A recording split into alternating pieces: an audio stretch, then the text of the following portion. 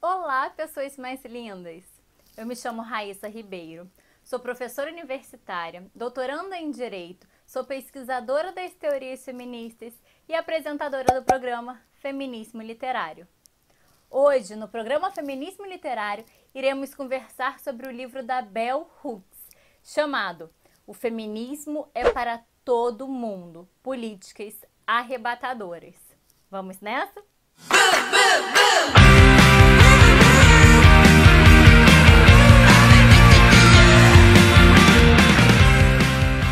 Bell Hooks é um pseudônimo para Gloria Jean Watkins. Acho que é assim que se fala, vai estar escrito aqui do lado. Ela é escritora norte-americana nascida na década de 50. O pseudônimo que ela escolheu, Bell Hooks, para assinar as suas obras é uma homenagem aos sobrenomes da mãe e da avó. E é assim, escrito em letras minúsculas mesmo, começa com letras minúsculas. E ela diz que é grafado dessa forma porque o mais importante em seus livros é a substância e não quem ela é. A autora é envolvida com teoria e prática feminista há mais de 40 anos. Ela é escritora, teórica feminista, crítica cultural. E ela escreve sempre em primeira pessoa. Ela trabalha com as teorias críticas.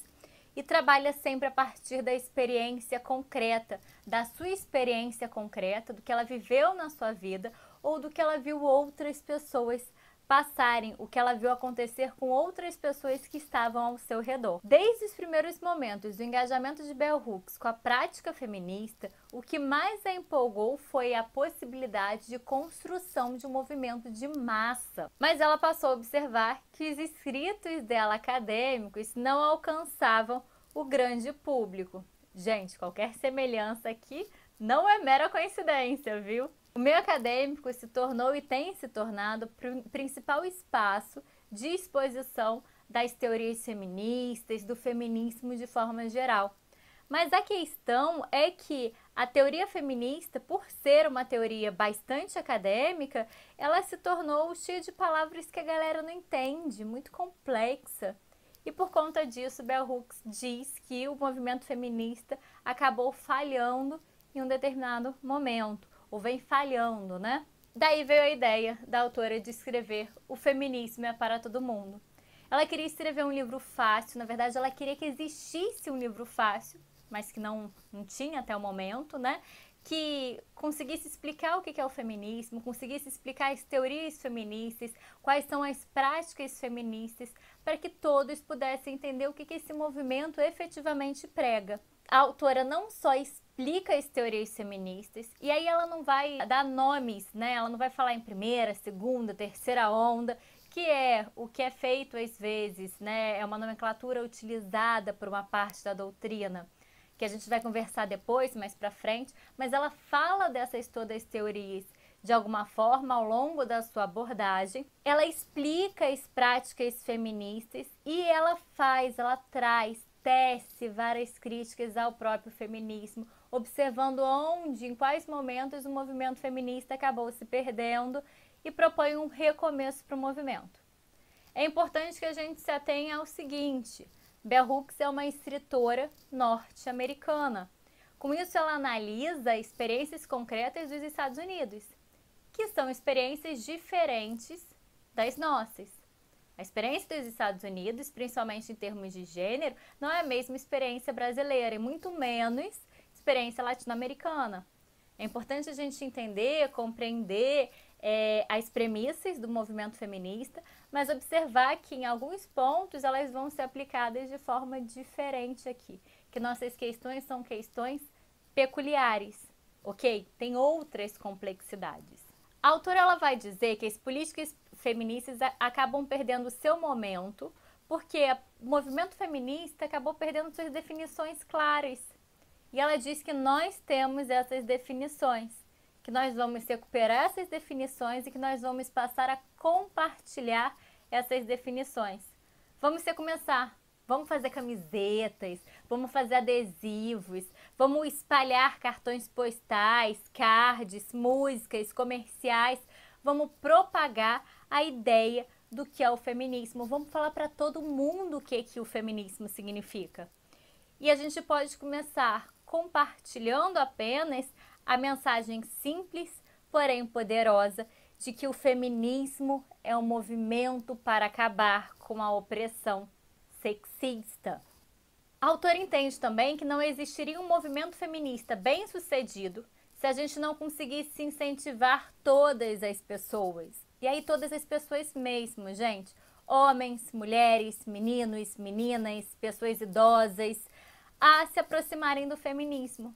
Isso é uma questão importante, porque volta e meia a gente observa pessoas querendo retirar ou querendo tirar homens do movimento feminista. Eu já vi várias situações.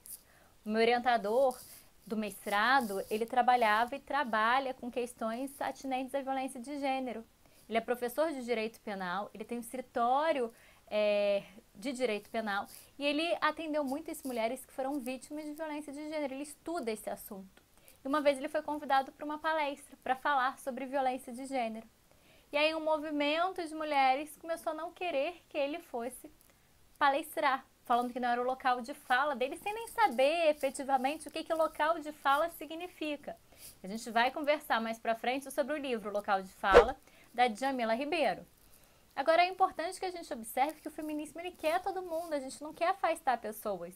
A gente quer homens, a gente quer mulheres, a gente precisa de todos.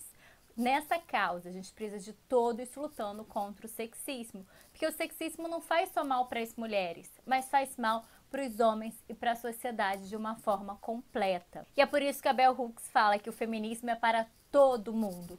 E é para todo mundo mesmo, é para todo mundo sem qualquer exceção. Então, gente, vem com a gente que a gente vai mostrar para vocês. Eu vou mostrar para vocês, né, através desses livros, desses escritos, através das resenhas críticas, o que o movimento feminista efetivamente é e como é que ele contempla cada um de nós. Eu confesso para vocês que eu demorei a conhecer esse livro. Acho que eu já contei que eu venho estudando teorias feministas, eu comecei a me aproximar do feminismo em 2014, quando eu iniciei o meu mestrado.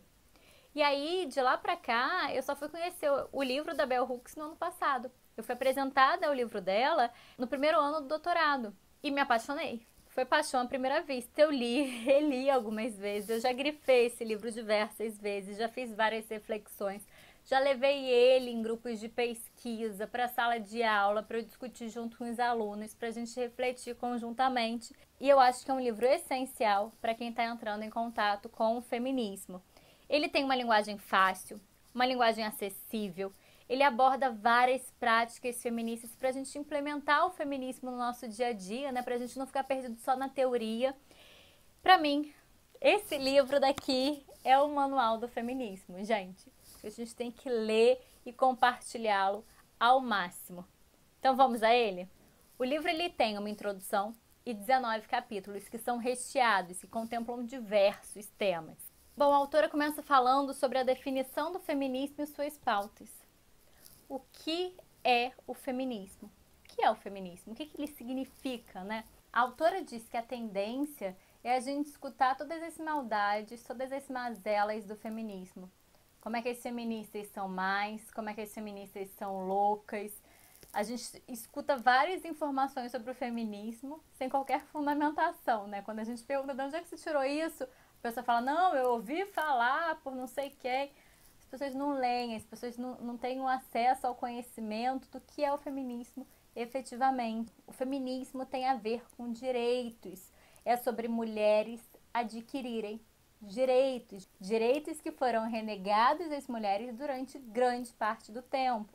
O feminismo é um movimento para acabar com o sexismo, a exploração sexista e a opressão patriarcal. Esse é o conceito de feminismo trazido pela autora. E aí vocês me questionam, né? A gente fala sobre patriarcado o tempo todo, né? Mas o que significa patriarcado? A autora diz que o patriarcado é uma forma de nomear o sexismo institucionalizado. A gente observa que o feminismo não tem nada a ver com ser anti-homem. O problema não é os homens, né? O problema da sociedade não são os homens. O problema da sociedade é o sexismo. E tanto homens quanto mulheres podem ter comportamentos e pensamentos sexistas.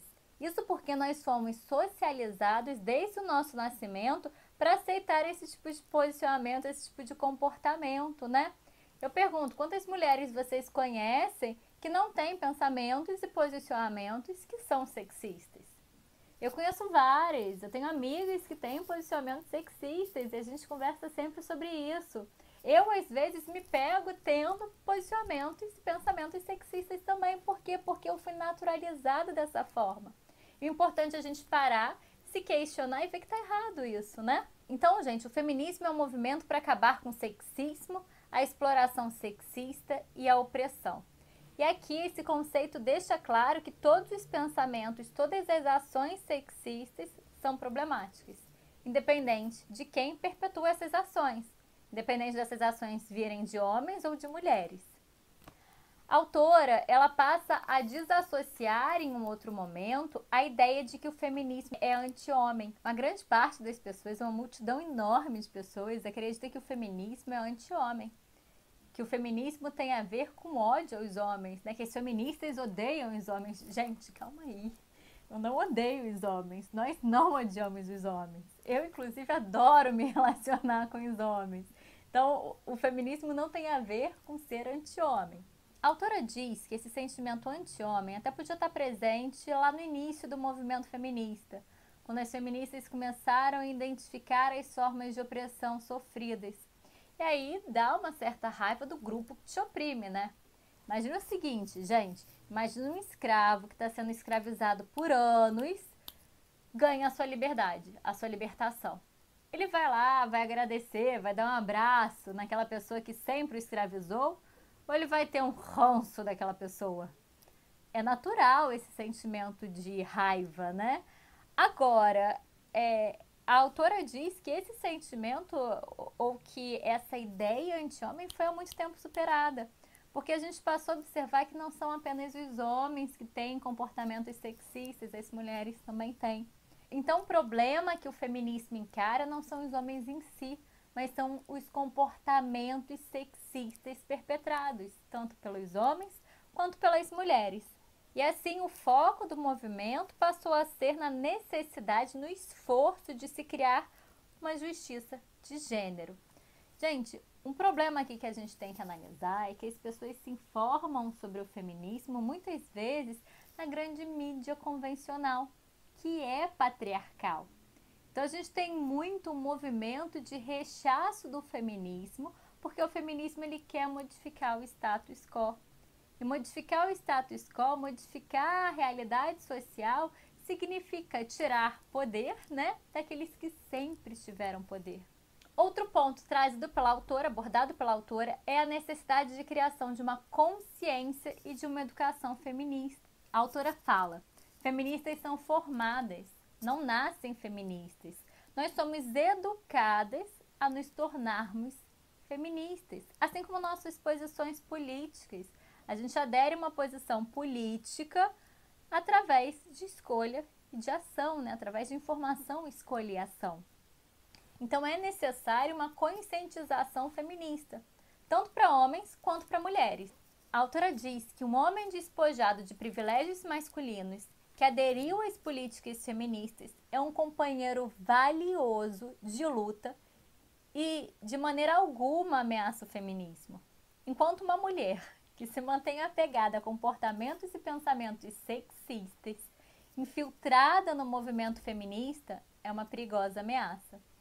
Então, observe, eu tenho que educar essas pessoas. A autora fala que as ativistas feministas que se recusam a aceitar os homens como companheiros de luta porque acham que se o feminismo trouxer algum benefício aos homens, significa tirar vantagens das mulheres, elas estão fazendo um desfavor para o movimento. Porque elas erram ao fazer o público olhar para o feminismo com uma suspeita, com desdém. Gente, de novo, o feminismo é para todo mundo. Com o feminismo, todo mundo sai ganhando. E aí a autora diz que todas as mulheres do mundo podem se tornar feministas.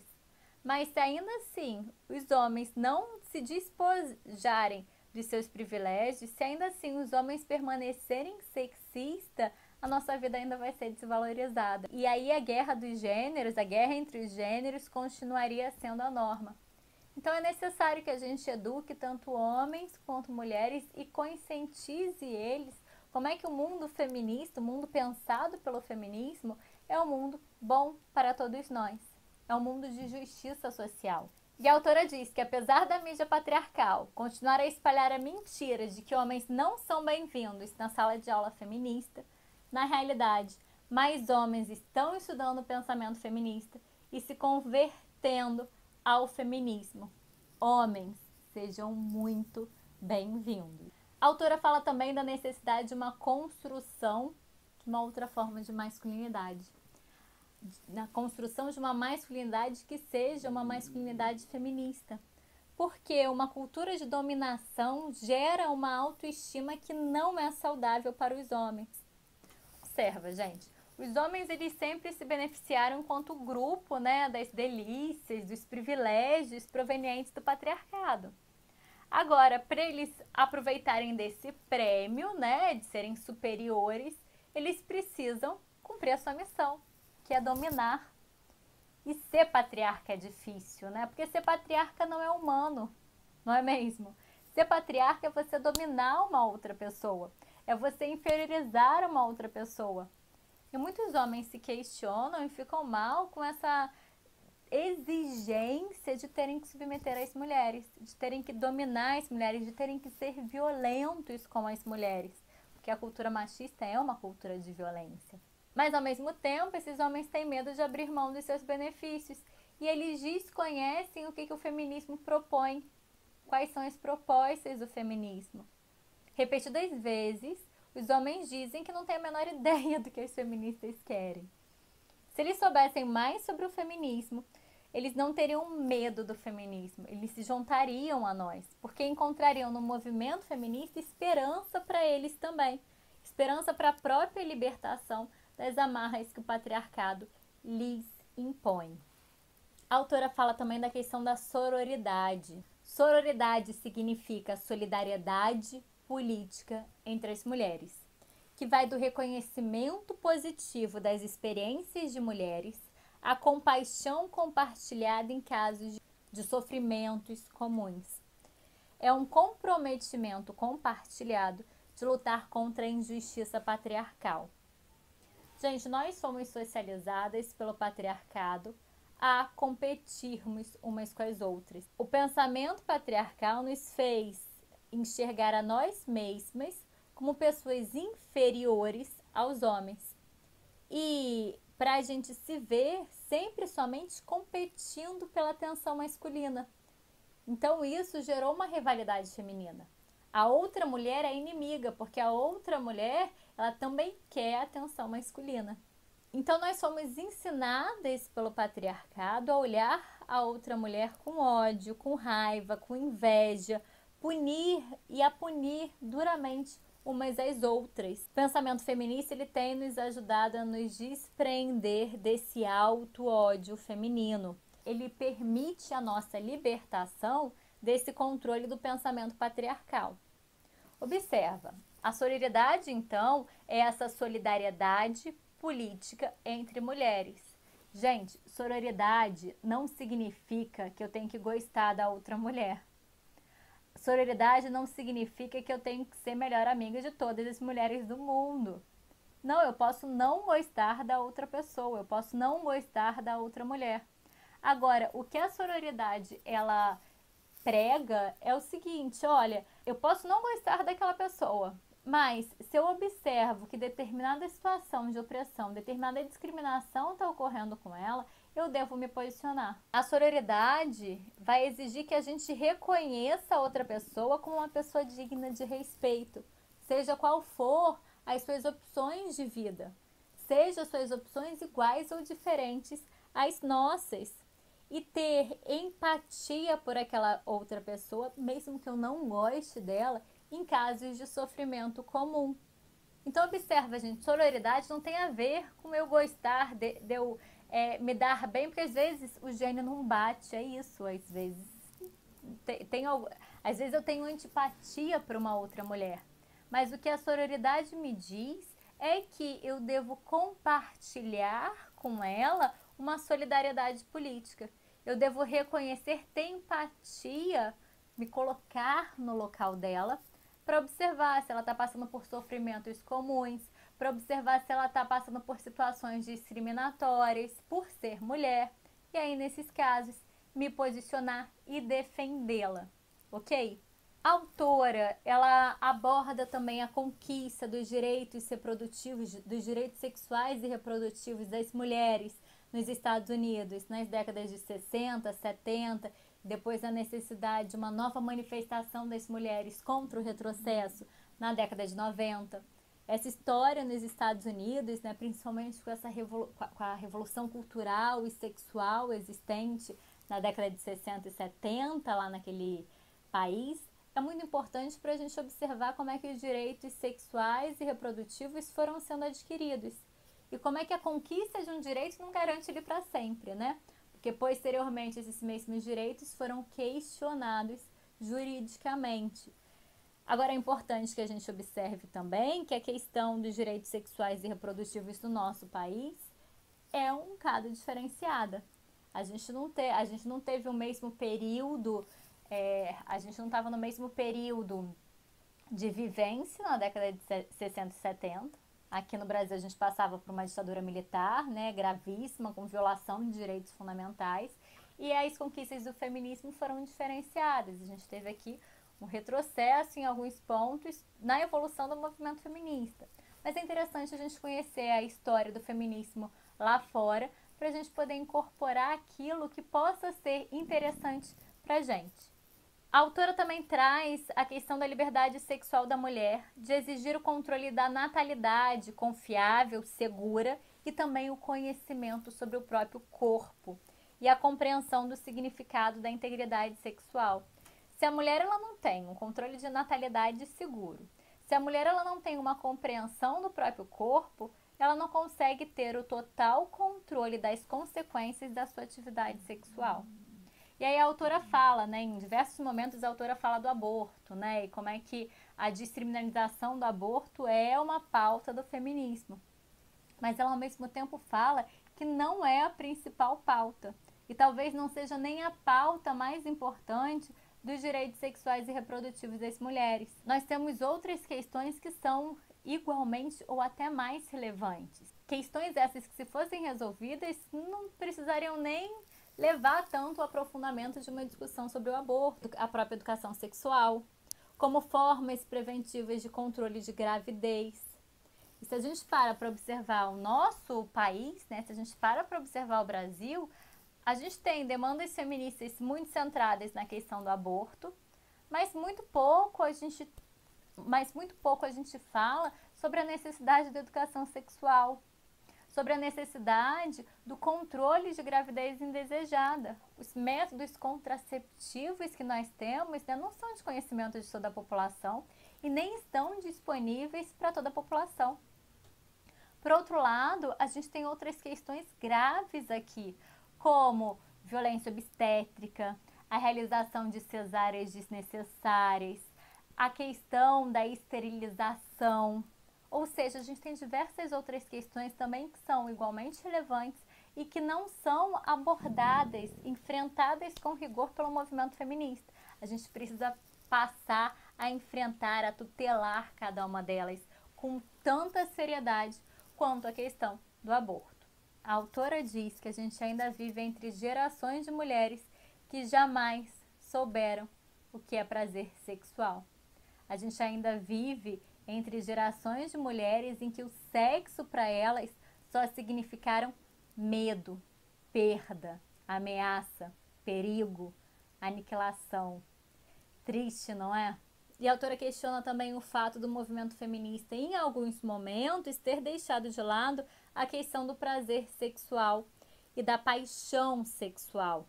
A gente precisa descobrir quais são as características de uma prática sexual libertadora.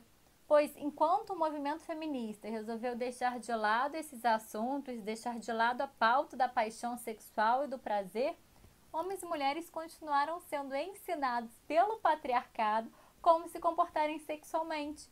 E aí nós temos homens e mulheres que continuam contando com modelos patriarcais de liberdade sexual. E aí, gente, um dos problemas disso é a pornografia patriarcal, é a pornografia tradicional. Então, gente, eu vou aproveitar aqui essa deixa para fazer uma propaganda. Propaganda desse livro maravilhoso, né? Muito incrível, que foi escrito por minha pessoa. É um livro fruto da minha pesquisa de mestrado, que se chama Discurso de ódio, violência de gênero e pornografia, entre a liberdade de expressão e a igualdade, em que eu utilizo várias autoras feministas para tratar a questão da pornografia patriarcal, essa questão da pornografia tradicional e como é que ela viola os nossos direitos, né? É uma questão que também não é muito abordada aqui pela gente. Se vocês quiserem conhecer, aprofundar um pouco mais o debate, fica a indicação do livro. Agora, se vocês quiserem algo visual também, eu tenho uma outra temporada que foi criada aqui nesse canal, chamado Discurso de ódio, violência de gênero e pornografia, que está aqui completa e disponível para vocês acessarem, para vocês refletirem um pouquinho mais sobre esse tema, ok? Passando essa análise dos direitos sexuais e reprodutivos das mulheres, da liberdade sexual das mulheres, a autora ela faz uma análise da necessidade da gente tirar a nossa valoração da nossa estética. Ou seja, a gente tem que desassociar o nosso valor da nossa estética, do nosso corpo, da nossa imagem e desenvolvermos uma autoestima saudável, desenvolvermos o nosso amor próprio. Porque o patriarcado, volta e meia, condiciona o nosso valor ao nosso corpo. Volta e meia, a gente se olha no espelho, não gosta do que vê, não é? Porque a gente nunca vai ter aquela imagem ideal do patriarcado, né? De corpo ideal do patriarcado, nem os próprios modelos que são exibidas pelo patriarcado em revistas, etc., tem aquele corpo. A gente sabe da utilização de Photoshop, configuração de câmera, etc., mas é necessário a gente começar a pensar que o nosso valor está dentro de nós mesmas, né? E não dentro do nosso corpo, especificamente, não dentro da nossa imagem. E a gente precisa começar a aceitar o nosso corpo e quebrar esses padrões de um corpo perfeito, né? O que seria um corpo perfeito? A autora ela vai abordar aqui questões de distúrbios alimentares causados em razão do patriarcado, em razão dessa necessidade de estar dentro de um padrão de perfeição. E ela fala que a autoestima saudável e o amor próprio são condições para a liberdade. A autora também aborda como é que a revolução no vestuário foi essencial para o desenvolvimento da liberdade das mulheres. Que pra gente, hoje em dia, pode parecer até natural poder usar uma calça jeans ou um vestido ou uma blusa mais formal, né? Mas algum tempo atrás a gente não podia, a gente tinha vestimentas, né? Saias, vestidos, era o que a gente podia usar, a gente não podia usar uma calça jeans, por exemplo. Hoje a gente já pode. Por outro lado, a gente observa também que em determinados ambientes a regra era o padrão masculino, né? Quando a gente observa mulheres na política, mulheres no poder judiciário, a gente vê mulheres usando vestimentas que são masculinas. E como é que é libertador também essas mulheres poderem usar outras vestimentas, poderem usar vestidos, saias, etc.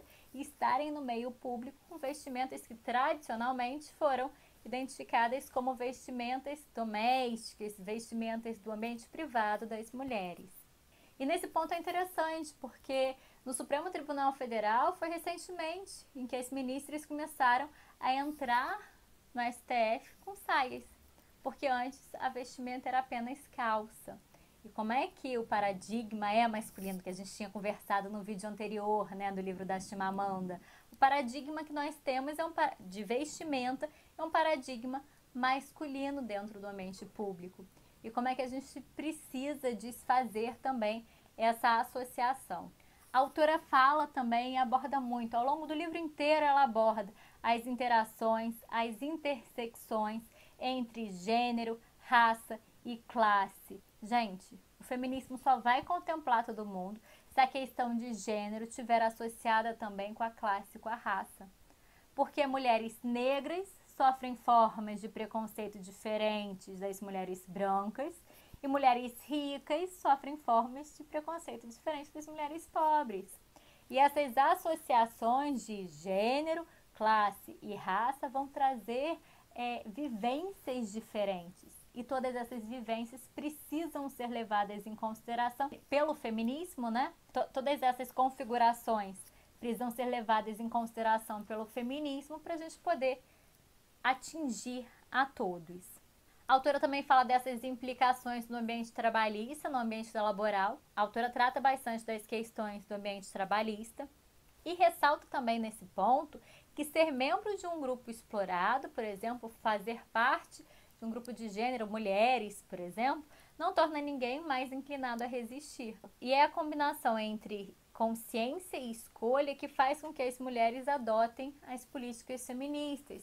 Em diversos momentos ela fala das mulheres brancas que tinham privilégios de classe, como é que elas passaram a adquirir direitos relacionados ao gênero e continuaram explorando mulheres negras e mulheres trabalhadoras. Como é que você estar em uma categoria que é uma categoria vulnerável não a torna mais tendente a resistir e nem a torna mais consciente, né, de não explorar outras pessoas. Então a gente precisa ter uma amplitude, uma visão mais global do problema. Outro ponto levantado pela autora é a questão da violência doméstica. A gente fala muito de violência doméstica como uma questão da violência contra as mulheres apenas. E a gente tem que passar a encarar a violência doméstica como uma questão de violência patriarcal. E isso engloba a violência de pais e de mães com relação a crianças. Como é que as crianças são submetidas a formas de violências psicológicas, físicas, etc., de um grupo que lhe é superior, né? Como é que essa cultura de dominação é perpetrada também nos ambientes familiares. A autora fala também da necessidade de uma adoção de uma paternagem e de uma maternagem que sejam feministas, ou seja, que distribuam, que compartilhem entre os pais os direitos e as obrigações. Nesse contexto, a autora diz que é necessária uma maior conscientização cultural da necessidade da participação dos homens na criação dos filhos. Observa, o feminismo é um movimento pró-família. E também fala da necessidade da gente reconhecer o papel das mulheres na manutenção e na perpetuação do sexismo. Porque muitas vezes até as mães solteiras, né, que criam os filhos sozinhas, perpetuam ideias sexistas na criação, mesmo não tendo pais presentes. Então há responsabilidade também das mulheres na criação dessas crianças. Associado a isso, outro ponto levantado é a questão do casamento, como é que o casamento sofreu uma releitura. O casamento antes para as mulheres era visto como uma forma de escravidão sexual. E hoje o casamento ele passa a ser visto por um viés feminista como uma forma de companheirismo libertador. E aqui algumas questões passam a ser inseridas, né? Não apenas a igualdade na cama, que se refere também à liberdade sexual da mulher, a escolha dos seus parceiros, mas também a igualdade no trabalho doméstico, na criação dos filhos, nessa distribuição de funções. Além disso, a autora fala que a visão de que a maternagem não é o único propósito na vida das mulheres também modificou a lógica dos relacionamentos. Não é toda mulher que quer ser mãe, não é toda mulher que quer seguir aquele roteiro que a sociedade impõe, né? De crescer, se formar, casar, ter filhos. Não é toda mãe que quer a maternagem, né? E como é que essa escolha também é uma escolha de vida merecedora de respeito. Nesse contexto, a autora fala também sobre a necessidade da releitura do amor. A noção de amor serviu muito bem aos interesses do patriarcado. Porque no ambiente patriarcal se sustenta que tudo pode ser feito em nome do amor, né? Bater em pessoas, restringir movimentos, até matar essas pessoas dos chamados crimes passionais, né? Amava tanto que precisei matá-la, eram permitidos. Por conta do amor, o patriarcado permitia diversas formas de comportamento. E o feminismo, ele retomou a questão do amor, observando que a gente não pode fazer tudo em nome do amor. Que, na verdade, o amor, ele não existe dentro de relações de dominação. No início, o movimento feminista, em vez de repensar em novas configurações do amor, deixou de abordar esse tema também. O que foi um erro, né? E aí agora, hoje, a gente já retoma a questão do amor e a gente deve espalhar a notícia de que o feminismo, ele se preocupa e permite e quer que os homens e as mulheres conheçam o amor, mas um amor feminista. Porque o amor patriarcal é um amor relacionado à dominação. O amor não combina com dominação, não é? O amor combina com respeito, com mutualidade, com reciprocidade. E é justamente esse amor pregado pelo feminismo.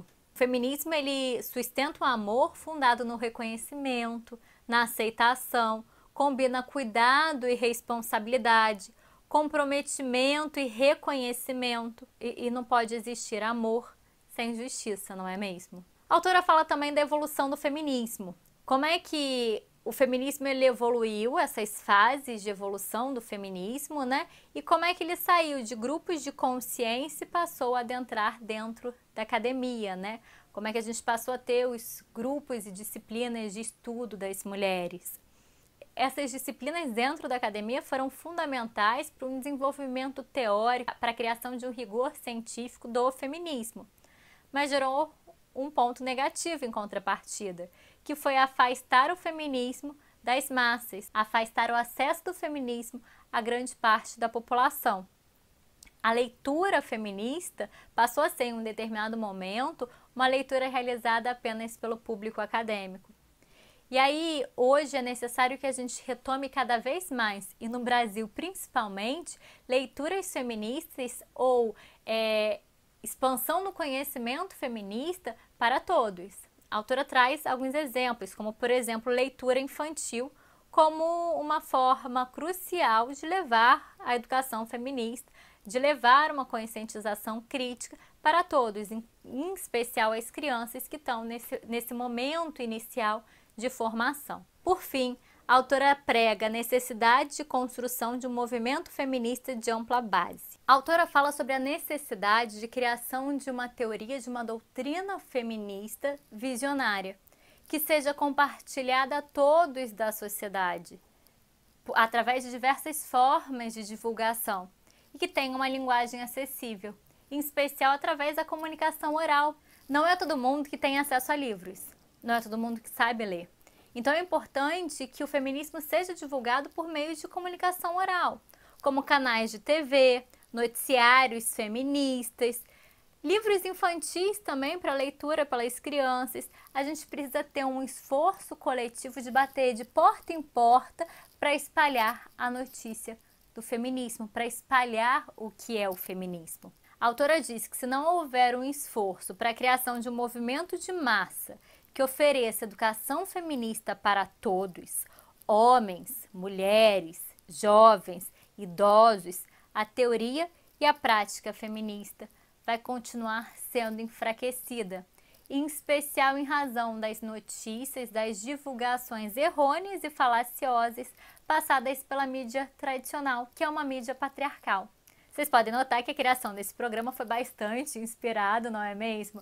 Nas análises, nas reflexões e nas propostas dessa autora super querida. A autora ainda frisa que quando a mídia destaca que há questões de gênero envolvidas, isso não significa necessariamente a análise, a abordagem através de um viés feminista. Ironicamente, uma das maiores conquistas do feminismo foi tornar todo mundo mais aberto, mais propenso a discutir questões de gênero e questões relacionadas aos direitos das mulheres. Mas, de novo, isso não significa que essas pessoas discutam através de uma abordagem feminista. Então, é necessário a gente criar um movimento de base que traga a educação feminista para todos, com a criação de consciência crítica. Finalizando o livro, a autora novamente frisa que o feminismo é um movimento para acabar com o sexismo, a dominação e a opressão sexista. É uma luta que inclui esforços de todo mundo para acabar com a discriminação de gênero, para criar a igualdade e, portanto, é um movimento fundamentalmente radical, porque ele quer modificar as bases, a estrutura da nossa sociedade. Assim, as políticas feministas têm por objetivo acabar com a dominação. As políticas feministas, elas querem nos libertar para que a gente possa ser quem nós realmente somos. Para a gente poder viver em um lugar onde nós amamos a justiça e onde nós podemos viver em paz. Gente, o feminismo é para todo mundo. Venham conhecer mais desse movimento. Espero que vocês tenham gostado dessa resenha literária. Espero que vocês se deliciem com cada um desses capítulos do livro e espero vocês na próxima quinta-feira. Até breve!